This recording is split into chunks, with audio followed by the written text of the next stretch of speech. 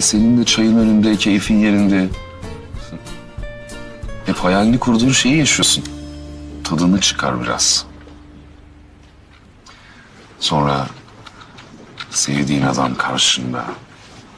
Daha ne istiyorsun?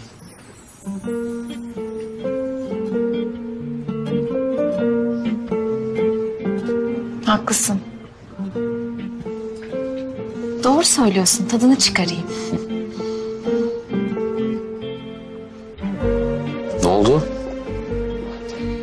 Derse yetişmem lazım. Acelem var.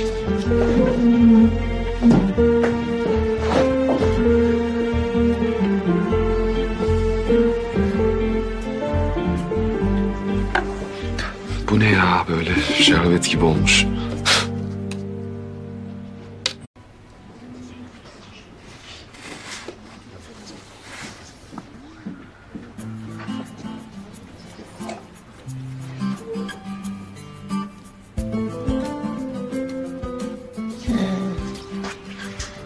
Beyimizin romantik dersine az kaldı. Bakalım ne sürpriz yapacak hayranlarına.